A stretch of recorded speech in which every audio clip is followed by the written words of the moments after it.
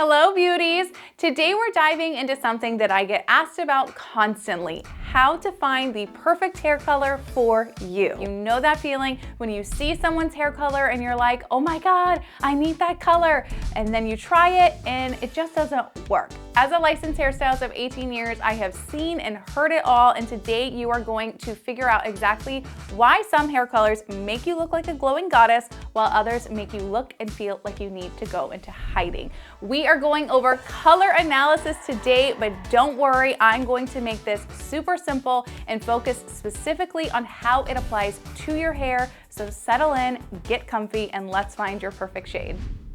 All right, so before we dive into hair colors specifically, we first need to understand the basics of color analysis. Think of this like the foundation of a house. We need this base knowledge to be able to build everything else on top. So when it comes to hair color, and really any colors in general, every color runs either cool or warm. So cool colors have more of a blue tone to them, which make them appear sometimes more dark or softer in color. Warm colors have yellow tones to them, which often make them feel brighter and lighter. It's sort of like the friend who is always running hot or they're running cold. Colors are the same way. So if we take a look at these two brown mannequins I have, they are both in the same brown family. This one here is super warm. She's got those golden honey tones. There's a lot of warmth to her hair. This one is definitely more cool. We have sort of like the ashy tones that you can see through the lighter pieces, and it looks maybe a bit darker. So they're in the same brown family, but they have a different feel to them. So when deciding on what hair color looks best on you, you want to take into consideration your skin tone and your eye color. So the magic happens when your hair color harmonizes with your natural features, making them pop. It's when they clash that's what starts making you feel like something is just sort of off with your color. And it may not even be like this dramatic, noticeable thing or even look bad per se, but you won't be allowing your other features to shine as much. And this video is meant to help you understand the why to loving or hating your hair. So there are 4 main color seasons, and then each season has sub-seasons that make up 12. And depending on one's training, these can be called various terms of bright, deep, dark, muted, and so forth, which I know feels very overwhelming. So I'm gonna be keeping it to just the 4, as I feel like you can float between the sub-seasons depending on the time of year, your makeup, and so forth. So we have summer, winter, spring, and autumn. So first up, we have springs, what I like to call the golden girls. So springs, your skin tone typically ranges from medium to golden dark tones. You'll find that your undertones are mostly in the neutral, lighter range. Obviously, you're gonna have warm undertones as well. And you'll find that your veins tend to look a little bit of a bluish green. You can look at your wrists to see this. My veins are blue with a slight hue of green, and then to compare them to my husband's, his are a bit more green. So those are the signs to look for to tell if you are in our spring category. And if you're not sure of your skin tone, pay attention more as I go over the hair colors for each season, because if there are shades that you hate, it's likely that you are not in that season. There is a reason why you hate a yellow or gold tone or an ashy shade on you, and it's probably because it is wrong for your skin tone. Hair colors that look good on springs, they can range anywhere from light, bright blondes with more of a yellow shade to them. Then we have our golden shades that can range from a golden brown to a light honey blonde. Springs can also look good in medium browns to really dark, rich, warm browns.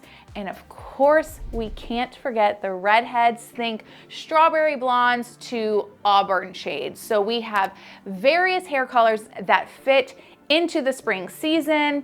And if you fall into the spring season, you most likely probably feel that your hair looks too dark, too faded, or maybe too drab if it doesn't have warmth to it. You'll feel like something is missing. And then last but not least, when you are shopping, these range of colors are probably colors you tend to grab to. They look really good on you. So you have a lot of variety to choose from that range from bright to warm. Next up, we have Summer's the Cool Classics. So summer skin tones, you tend to be light in general for your ethnicity. So they're gonna range anywhere from light to medium beige to a cool tan. You can get dark, but you have overall like a cooler tone to your skin. Your undertones are gonna be more in the pinky cool category. You can fall into neutral as well. And some of you may even have a little bit of an olive undertone, but that is less likely in summer seasons. And your veins are going to have more of a blue purple hue to them. Summer hair colors tend to be cool and light. You probably have more ash to your color. So we've got platinum to neutral blondes for our lighter shades. We've got sandy blondes. So think a mix of like a neutral brown with soft highlights. And of course, summer seasons can still rock that ultra rich dark hair. Overall though, you have less warmth in your tones than spring seasons do. Ash is the key word here. You most likely probably hate seeing a lot of red or warmth in your hair. You have probably felt that your hair is brassy or red when trying to lighten your darker locks. And if you highlight your already blonde hair, you probably love a good purple shampoo, and you may complain that you still see yellow. These are things I have heard out of my clients' mouths over the years, so you're not alone if you fall into that category. Of all of the seasons, summers tend to have the most blended appearance, meaning that you can often have less contrast between your skin tone and your hair. So you may really hate if your hair is too much lighter or darker than your skin tone. You like probably more of a soft blend and balance that you naturally have within your tones. And of course, these colors are gonna be colors that work great for you when out shopping for clothes. They are more soft, let's say, compared to a spring, similar, but maybe more soft than they are bright. Next, we have the autumn season, the rich and warm beauties. So autumn skin tones, they range from fair to neutral and into warm. So you're gonna go from light still to darker shades. Your undertones are typically very warm. So think yellow, peach, and olive. And your veins typically have more of a green appearance to them rather than blue or purple. You're gonna see more green. So autumn hair colors are where we get into that rich, warm, those deeper tones. Think chocolate, mocha, golden brunettes, blondes with champagne, golden, or honey highlights. And of course, we have our auburn and ginger shades for the redheads. So lots of warmth, exactly what you would expect to see from the autumn season. If you are in autumn, you probably don't love ashy browns as they make you feel like your hair is sort of flat in vibrancy. And then depending on how dark your skin tone is, you might find that super bright, light blonde shades may clash with it. And of course, these colors over here are gonna work great for you when shopping. We have lots of warmth, lots of brightness still, but they are a little bit deeper in color compared to, let's say, your spring. Then we have winters, the bold and dramatic gals. So winter skin tones, they range from very fair to like a medium beige.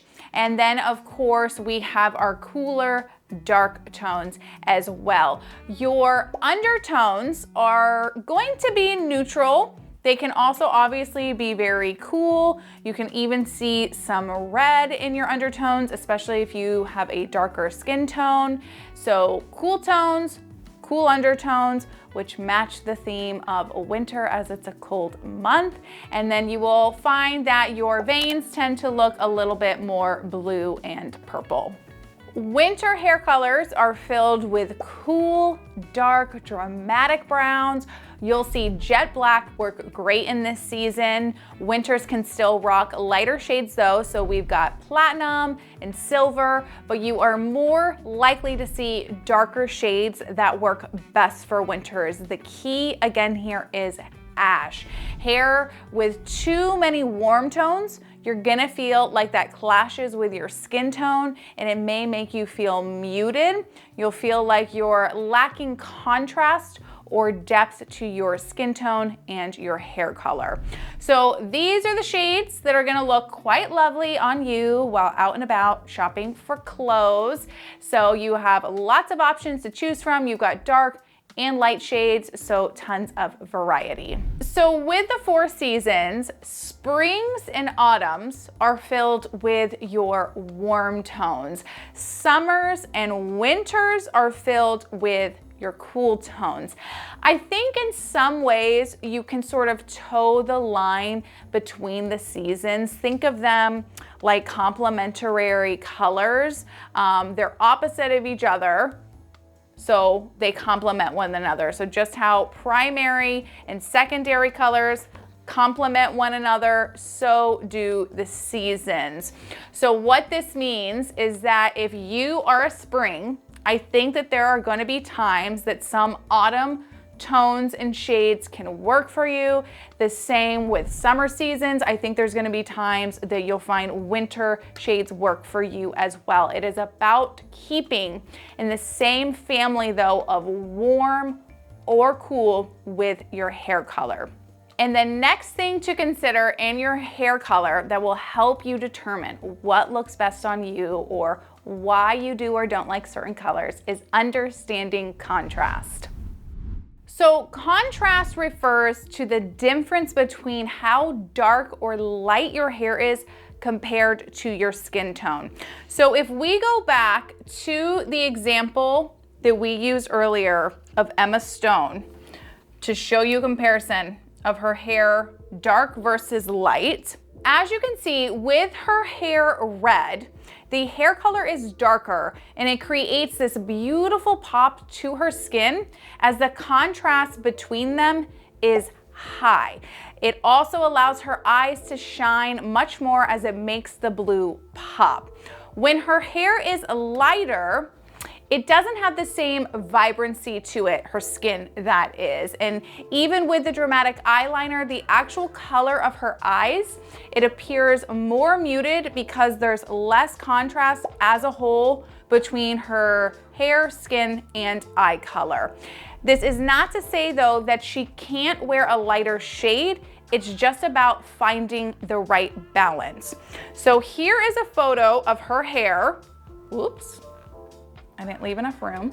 So in this photo, she has a version of the red with soft golden highlights. So it's sort of like a mix between these two photos. So while this isn't even the best lit photo, you can see that this lighter hair color still allows for contrast between the skin and hair because she has that depth from the red color. It allows her skin to pop as well as it enhances her blue eyes rather than mute them. So it's all about finding the right balance in what works and what doesn't work. We can also see this same example in Rihanna. Here in this photo, she has her hair very dark and there is high contrast between her skin and her hair color, where when she wears a lighter shade, there is much less contrast. The difference in color between her hair and her skin is low contrast, and it creates a more blended sort of one tone look. Both colors can work for her. She looks beautiful in both, but it comes down to personal preference and what you prefer, and understanding contrast helps you understand why you love dark or lighter colors on you. And while we are talking about what you like and don't like, be sure to let me know in the comments if you like this video and if you would like to see more videos done in this style. I am having so much fun planning and doing this video for you guys. So be sure to let me know in the comments if you would like to continue to see more on hair color and all that fun stuff, as I want to expand the content here on the channel. So mistake number one is going too opposite from your natural undertone. And this is a crucial detail to understand, because whenever you decide to change your hair color, you must account for the undertone that comes with it. Not understanding this is one of the many ways you will end up hating your hair color. So here I'm gonna pin on the board. We have a range of hair colors that go from lightest to darkest, and then right next to them is their undertone, and then right next to that are the correcting colors to get rid of this undertone. So the reason you want to understand this is because it helps you keep your expectations realistic with what to expect from your hair color.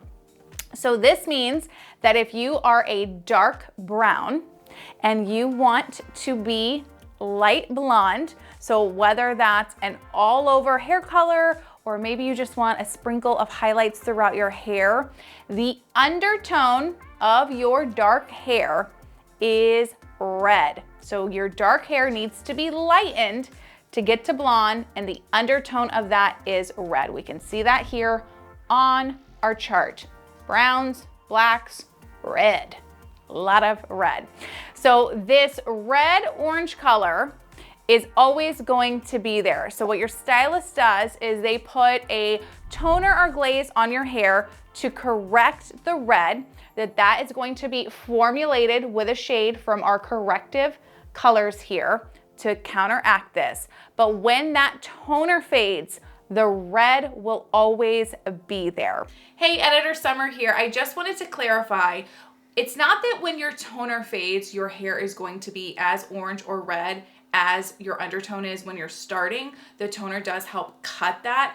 What I mean is that when your toner fades, you still are going to have to deal with unwanted warmth. It's not going to be as orange or red as it was when you started the process, but it still will be an unwanted amount of warmth. And we'll talk about in mistake 2, how we can control that. But I just wanted to clarify a little and explain because it gets confusing. So I'm sorry for the confusion, but back to the video. And this idea applies to medium browns and lighter blonde shades as well. I'm gonna pin up some photos for you guys so you get more variety to understand.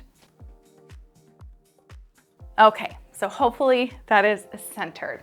So this idea applies to medium browns or dark blondes. The level of darkness in your hair is lighter than a darker brown, so your undertone is lighter.